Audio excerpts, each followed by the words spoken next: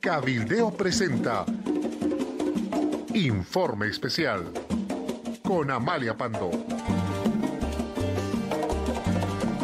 Hola, un saludo para todos. Ha comenzado la Asamblea de las Naciones Unidas y en cualquier descanso, es decir, en las próximas horas, 6 países de la región, 5 latinoamericanos más Canadá, presentarán formalmente una denuncia ante la Fiscalía de la Corte Penal Internacional contra Nicolás Maduro, el dictador de Venezuela, por violaciones de los derechos humanos de manera sistemática, que son crímenes de lesa humanidad que no prescriben. Los países que han anunciado que van a suscribir esta carta de denuncia son Argentina, Chile, Colombia, Paraguay, Perú, y se ha sumado Canadá. Los crímenes por los que se lo acusa a Maduro son muy graves. 8.300 ejecuciones extrajudiciales. La cantidad es realmente asombrosa, 8.300, de los cuales 131 personas murieron en manos de paramilitares o soldados. 12.000 detenciones arbitrarias, personas que han sido sometidas a la tortura, a vejámenes sexuales como parte de la práctica de la tortura, y 1.300 personas consideradas como presos políticos. Estos datos están incluidos en los 2 informes que sustentarán la acusación de los países que ya les he citado, acusación contra Nicolás Maduro. El primero es un informe de un grupo de expertos que ha convocado la Organización de Estados Americanos, pero que no son parte de la OEA, sino que la OEA, su secretario general, convocó a un grupo de expertos en investigación y que ellos en mayo pasado concluyeron un informe en el que dice que hay fundamento suficiente para demostrar crímenes de lesa humanidad. Y el segundo informe es un informe del Alto Comisionado de las Naciones Unidas, encargado de la defensa de los derechos humanos, y este informe apunta también a la ratificación de que estos crímenes efectivamente se cometieron en Venezuela. La carta de denuncia más estos 2 informes serán entregados a la fiscal de la Corte Penal Internacional, que es una mujer, Fatou Bensouda, que es de Gambia. Volveré a ella en unos instantes. Esta es la primera acusación que se presenta contra Maduro ante la Corte Penal Internacional. No. Quiero decirles que en el año pasado, la fiscal general de Venezuela, hoy en el exilio, ya había presentado una acusación fundamentando 1.777 asesinatos en 2015, 4.667 asesinatos en 2016 y 505 asesinatos en 2017 cometidos por grupos tácticos de combate, además de muchísimas otras denuncias. Esta primera denuncia que llegó a la Corte Penal Internacional fue presentada por la fiscal Ortega, que hoy trabaja en Bogotá, Colombia.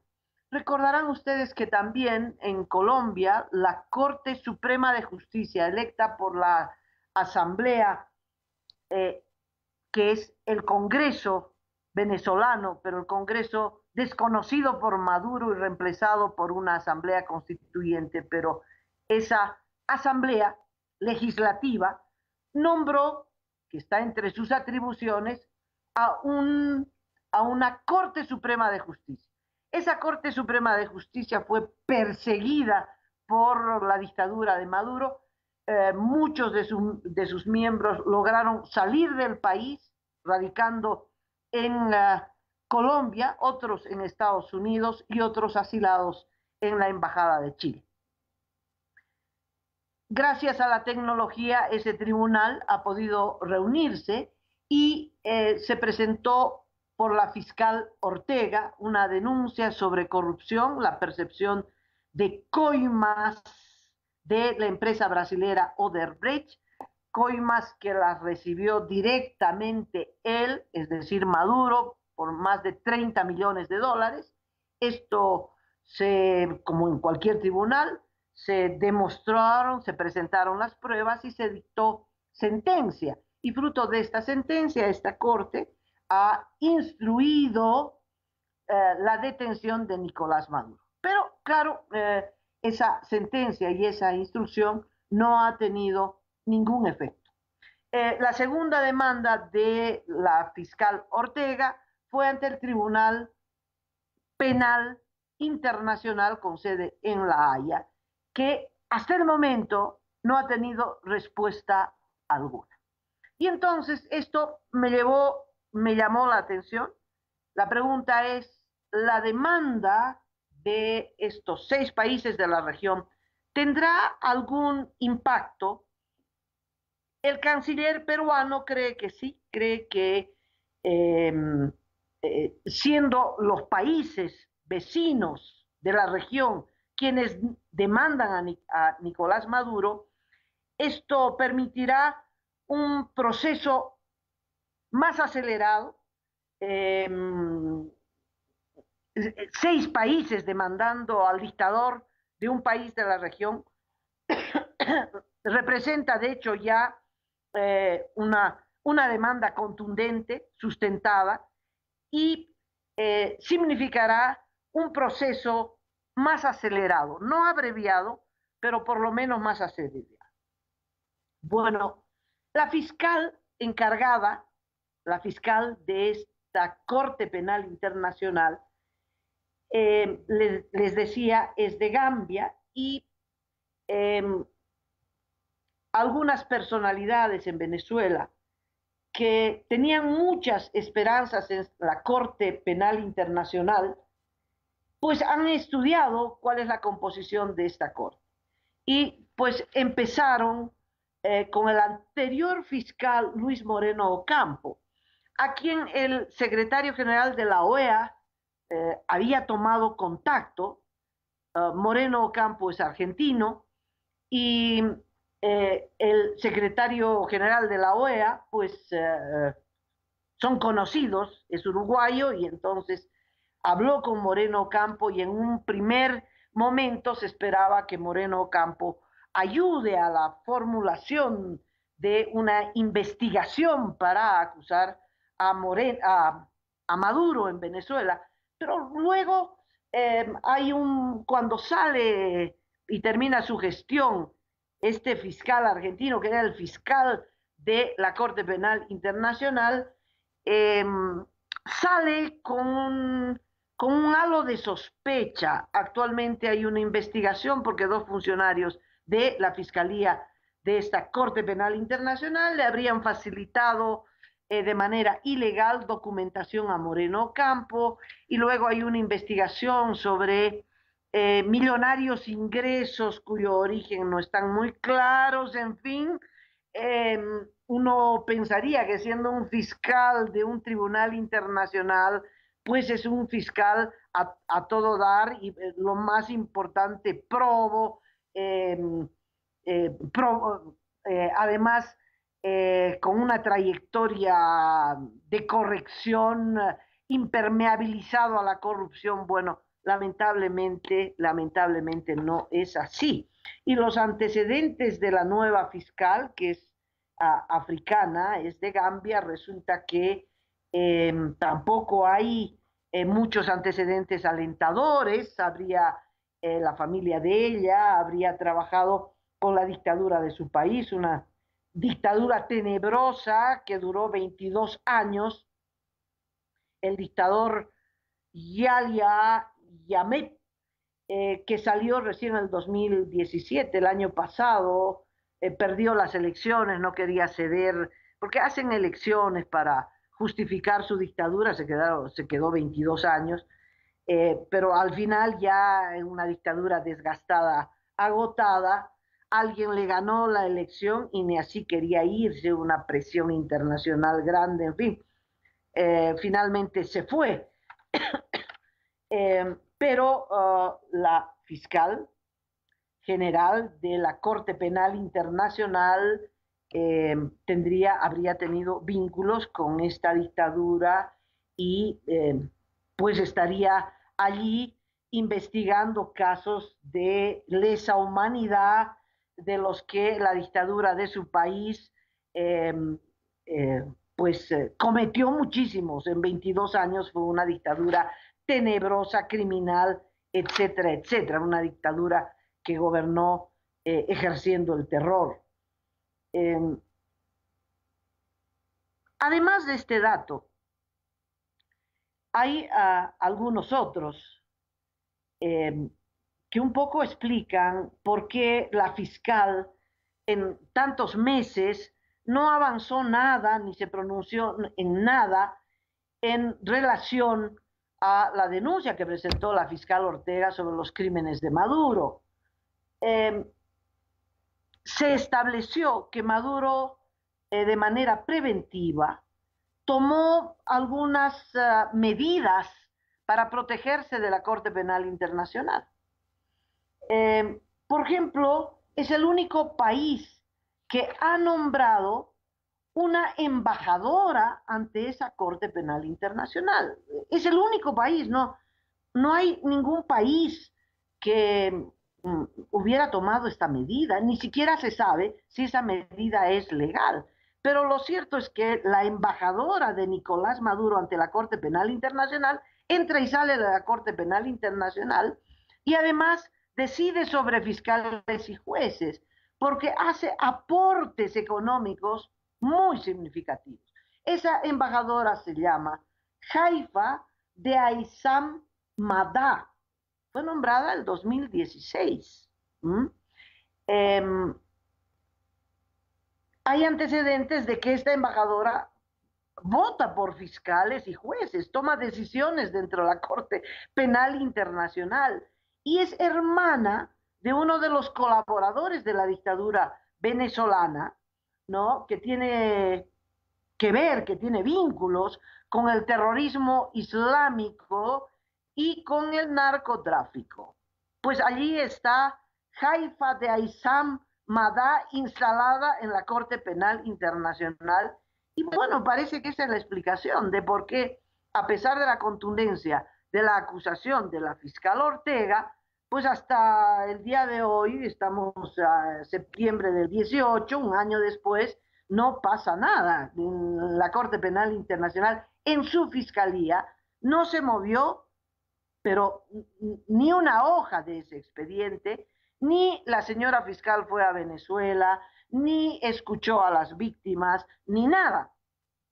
¿Es posible? Pregunto que ante una acusación de mayor contundencia, que es la que presenta ya no la fiscal general en el exilio de Venezuela, pero 6 países de la región, esto pueda presionar a esta fiscal para que se mueva, para que a pesar de la presencia de la embajadora de Venezuela, los papeles avancen y se escucha a las víctimas y se abra un proceso, pues uno espera que sí. Uno remotamente está haciendo fuerzas para que la justicia llegue en algún momento, una justicia que pueda derivar en una orden internacional de detención, aunque no pueden ir a Venezuela a detenerlo, pero algo es algo, ¿verdad? Algo es algo, y que se pueda proceder a un proceso para que se haga justicia a estas víctimas, ya que en Venezuela no hay posibilidad de que esto ocurra y que Nicolás Maduro sea, como los dictadores africanos, uno más de los que se encierra en su palacio para protegerse de la justicia que lo acose. También Maduro ha tomado otra determinación, además de designar una embajadora ante la Corte Penal Internacional, ha contratado los servicios del juez Garzón. ¿Se acuerda del juez Garzón, de este juez español que fue un luchador de los derechos humanos, el que se animó a pedir la detención de Pinochet cuando Pinochet salió de Chile por primera vez en la vida y se fue a Inglaterra? La Thatcher lo protegió, dijo que no lo iba a entregar a Garzón.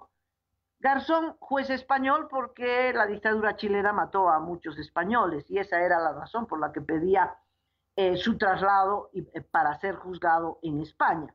La Thatcher lo protegió, Chile dijo que no lo iba a entregar y que lo iba a juzgar en Chile. Lo concreto es que Pinochet volvió a Chile, tampoco fue juzgado, se murió. Bueno, este juez tan conocido, con tanto prestigio internacional, que fue destituido por prevaricato en la magistratura española, es hoy abogado de Maduro. Está al servicio de Maduro y es el asesor jurídico de los asuntos que llegan a la Corte Penal Internacional referidos a Maduro. De tal modo que este dictador venezolano ha tomado medidas preventivas para repeler cualquier acusación que llegue contra él en esta Corte Penal Internacional. Esta Corte Penal Internacional es el resultado del Estatuto de Roma de 1998, que pide la creación de esta Corte Penal Internacional para precisamente proteger a la humanidad, o por lo menos hacer justicia con los dictadores, con los crímenes, en fin. Y esta corte se creó el año 2002. Es relativamente una corte muy joven. Quienes no suscribieron el Estatuto de Roma, y ahí está el problema, pues Estados Unidos, que no se mete a ninguna otra corte o a cualquier otra instancia judicial que no sea la de los Estados Unidos mismo. China, por supuesto, no está, Irak tampoco suscribió, y Rusia, que había suscrito el Estatuto de Roma, se salió el 2016, alegando que esta corte es poco operante, que se come millones y millones de dólares en su funcionamiento y que no sirve prácticamente para nada. Bueno, parte de razón tiene Putin, porque de 20 casos, todos de crímenes de lesa humanidad cometidos por dictadores en África, resulta que apenas tiene 3 sentencias, y una de esas sentencias pues fue anulada. Los 3 casos tienen que ver con la República Democrática del Congo, donde se han cometido genocidios, la muerte de 500.000 de personas, es decir, unas matanzas de una magnitud impresionante. Y a pesar de eso, Jean-Pierre Bemba, que había sido sentenciado a 18 años de prisión, al final lo absolvieron, diciendo que la gente de su milicia que había cometido estos horrores eran responsables ellos y no el comandante de la milicia, lo cual es una estupidez. Pero eso, una de las últimas sentencias importantes tiene que ver con la guerra de los Balcanes, ex Yugoslavia. Ratko Mladic, el carnicero de los Balcanes, responsabilizado de la matanza de 8.000 musulmanes, posiblemente la muerte de 11.000 civiles, fue sentenciado a cadena perpetua por este tribunal. Pero más allá de estas sentencias, que son muy, muy pocas, pues no han habido otras. Por eso se deja esta interrogante, ¿verdad? En el caso de Venezuela, ¿podrá la Corte Penal Internacional avanzar a pesar de que hay 6 países acusadores Es muy posible que además Nicolás Maduro quiera protegerse en el veto que tiene China y Rusia en el Consejo de Seguridad. Ese veto es muy importante porque ha impedido, por ejemplo, que se presente una demanda por crímenes de lesa humanidad contra la dictadura siria. China y Rusia han vetado todos los pronunciamientos de censura frente a la conducta de Bashar al-Assad en Siria. En Siria ya han muerto 500.000 de personas, dato de abril de este año, de abril a ahora, bueno, todos los días usted puede revisar la información que sale de este país que ha sido pulverizado y lee 200 muertos, 300 muertos, 100 muertos. Cuando los muertos son menos de 100, pues ya no son noticia. Es impresionante cómo están matando. Los rusos bombardean, Estados Unidos también bombardearon, los franceses, los ingleses, pero últimamente ya la matanza está a cargo de la propia dictadura, apoyado en los rusos. Entonces los rusos vetan, China también, o se abstiene o veta.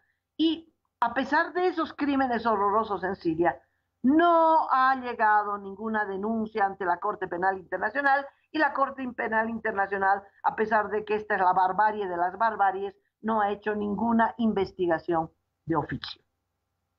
Si habría justicia, habría paz, pero es evidente que no hay justicia y que la Corte Penal Internacional está sujeta a los vaivenes políticos de las grandes potencias y que muy posiblemente Rusia y China veten cualquier acción de la Corte Penal Internacional en contra de Nicolás Maduro en Venezuela. Entonces, ¿qué otras opciones hay? ¿Qué otras opciones existen? Luis Almagro, el secretario general de la OEA, cuando estuvo en la frontera Colombia-Venezuela, y al ver el drama de miles y miles y miles que cruzan todos los días de Venezuela a Colombia escapando del hambre y la falta de medicamentos, se le salió, ¿no? Y dijo, creo que no debemos descartar ninguna opción. Y eso quiere decir que no se puede descartar una intervención militar. Ojo, esta declaración creó un sismo en todas las esferas políticas. Se reunió el Grupo de Lima y el Grupo de Lima, los países latinoamericanos que han censurado a Venezuela, sacaron un comunicado diciendo, intervención militar de ningún modo, de ningún modo. Ahí Luis Almagro retrocedió y trató de sacar las patas y dijo que no había dicho eso, aunque sí lo dijo, pero que la única solución y la única forma que la OEA impulsa son las vías diplomáticas y ahora la vía judicial ante la Corte Penal Internacional. Pero llamó la atención que en este último comunicado del Grupo de Lima no firmó Venezuela, no firmó Colombia, que es integrante del Grupo de Lima. Y esto abrió sospecha. Esto abrió sospecha. Es Colombia con Estados Unidos que están pensando en una solución militar, en una intervención a Venezuela. ¿Es esto posible? Bueno, Donald Trump es capaz de cualquier cosa, pero también le advierte, ojo, ojo, las consecuencias de una intervención en Venezuela pueden favorecer enormemente a Nicolás Maduro. Es más, es lo que está esperando Nicolás Maduro, porque entonces acabaría con todas las protestas, porque en Venezuela, aunque ya no es noticia, todos los días hay protestas. Las últimas protesta porque no hay gasolina, ya no hay ni siquiera gasolina. Antes la regalaban, ahora no hay gasolina. Y hay protestas de todo, porque no hay agua, no hay gasolina, no hay pan, etcétera, etcétera. Y como esas protestas no surten efecto, la gente agarra la mochilita, la guagua y se va de Venezuela. Y entonces esta migración está provocando una crisis en toda América Latina. Hay 1 millón de refugiados venezolanos en Colombia. Se cree que Colombia necesita un 1.6 billones de dólares para hacer frente a la migración venezolana. Hay 400.000 y alguito más en el Perú. En Venezuela, en Ecuador, bueno, han salido 2,5 millones de venezolanos escapando del hambre. Esto es un genocidio. ¿Cómo acabar con la dictadura de Venezuela? Y claro, una intervención es como esperar una solución que caiga del cielo. Y bueno, yo también dije, ¿por qué no se hace una intervención pensando no en Estados Unidos, sino en los cascos azules? ¿Por qué no interviene en Venezuela? ¿Por qué las Naciones Unidas no interviene en Venezuela?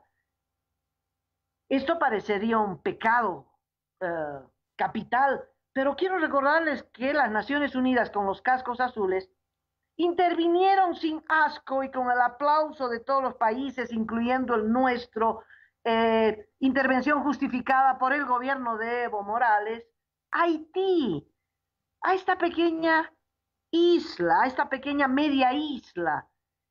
La otra mitad pues la comparten con República Dominicana. Entonces, intervinieron Haití el 2004, ocuparon militarmente Haití, gobernaba Jean Bertrand Aristide, que había sido electo el 2001, pero el 2004 no quería irse. Apareció una oposición armada que había tomado la segunda ciudad de Haití, Cap Haitien, y parecía que de manera armada, fusil al hombro, iban a tomar la capital, Puerto Príncipe. Pues las Naciones Unidas, con la iniciativa de Francia y Estados Unidos, pensaron que era momento de poner orden en Haití y mandaron a todos los latinoamericanos a invadir Haití. Y Bolivia invadió Haití y Brasil encabezó a los cascos azules de las Naciones Unidas y se quedaron 17 años, 16 años de invasión. Han salido recién en octubre del 17. Una invasión tan larga que dejó, bueno, los cascos azules se comieron la comida de los haitianos, llevaron el cólera, el 2010 hubo el terremoto, no ayudaron para nada los cascos azules, total, se fueron con algunos cargos, habían violado a jóvenes haitianos, 3 militares uruguayos, entre muchos otros escándalos. Pero ¿para qué le menciono el caso haitiano? Le menciono el caso haitiano para decir, bueno, los cascos azules intervinieron ante una situación que consideraron de extrema urgencia, intervinieron. ¿Por qué los cascos azules no intervienen en Venezuela? Porque para eso se necesita la aprobación del Consejo de Seguridad y ahí Venezuela tiene 2 vetos, Rusia y China. De tal modo que los cascos azules no intervendrán Venezuela. De tal modo que la otra intervención militar, la que queda, es la de Estados Unidos. Y esto eriza a la región. Y con mucha razón, tenemos que votar en contra de la intervención norteamericana en Venezuela. Estados Unidos ha intervenido, pues, ha hecho como 50 intervenciones en su historia, pero en América Latina, pues ha invadido República Dominicana varias veces, ¿no? En 1904, República Dominicana, el mismo año Cuba, 1908 Panamá, 1910 Nicaragua, 1910 otra vez Nicaragua, 1914 bombardeó Veracruz en México, en 1915 invadió Haití, el 16 República Dominicana, el 18 Panamá, el 24 Honduras, el 25 Panamá, el 61 Cuba intentó el capítulo Playa Girón, el 65 República Dominicana, el 66 Guatemala, el 83 la pequeña isla de Granada, y el 89 Panamá, cuando pues se llevó al presidente Manuel Noriega, acusado de narcotráfico, dejó 3.000 muertos. Eso fue el 89, la última intervención en nuestra región. No digo, estoy hablando de intervención militar, no de intervención política, que la lista ya es interminable. ¿Qué pasaría? Y termino con esto, un artículo muy reflexivo que se publicó el domingo pasado en el periódico bogotano El Espectador. El artículo es de la redacción internacional del Espectador, que dice: atentos, cuidado se les ocurra intervención militar en Venezuela. ¿Por qué? Porque en realidad se convertiría en una guerra entre Venezuela y Colombia. El artículo menciona, por ejemplo, que Venezuela no es pues Panamá de 1989. Otros voceros del gobierno venezolano dicen que disponen de 24 aviones Sukhoi, que son aviones de combate, pero también el artículo dice: de los 24 solo funcionan 4, y de los 4 solo 2 portan armas, porque como se sabe en Venezuela no hay plata ni para cambiar tornillos, ni en la producción petrolera. De tal modo que contarían con 2 de esos aviones, pero cuentan con 1.000.000 de personal militar, paramilitar, policial, que estarían dispuestos a defender la dictadura de Maduro. El artículo del Espectador dice: mire, si ahora no estamos pudiendo con 1.000.000 de migrantes venezolanos, el día que exista guerra, Venezuela va a atacar Colombia. Y ya lo dijo un portavoz de la dictadura venezolana, dijo: vamos a destruir todos los puentes sobre el río Magdalena y Colombia quedará dividida en 2. Lo que tendrá Colombia es también hambruna, es decir, exportarían todas las miserias venezolanas, hambruna, enfermedades, etcétera, etcétera.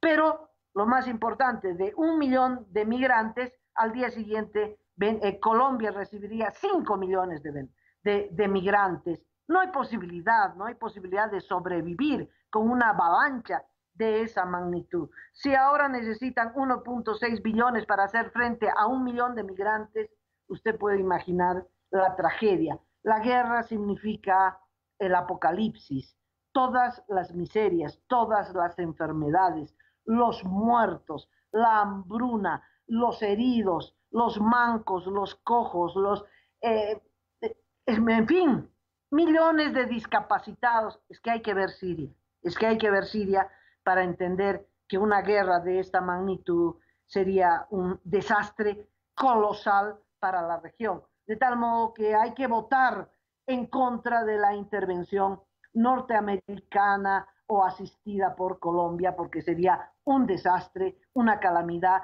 que eso es sinónimo de guerra. Bueno, lo alentador: Iván Duque, el presidente colombiano, que está en los primeros meses de su gestión, desautorizó a su embajador en Estados Unidos, que había dicho: pues es muy duro pensar en una intervención militar, pero no veo ninguna otra solución. Eso dijo el embajador de Colombia en Estados Unidos, de apellido Santos, Francisco Santos. Bueno, Iván Duque respondió, por suerte, y dijo: Colombia no tiene un espíritu belicista, no quiere guerra de ningún tipo. Y el presidente del Perú, Vizcarra, dijo: la solución militar no es ninguna solución. De tal modo que creemos que esta vía también se va a descartar. ¿Qué queda? ¿Qué queda en la agenda? Pues la esperanza de que avance la demanda ante la Corte Penal Internacional. Con todos los peros que le he mencionado, es de momento la única opción que nos puede dar una esperanza para que caiga la dictadura de Nicolás Maduro. Bueno, y con esto me despido. Muchas gracias por haberme escuchado con otro informe especial. Estaré mañana. Cabildeo presentó Informe Especial con Amalia Pando.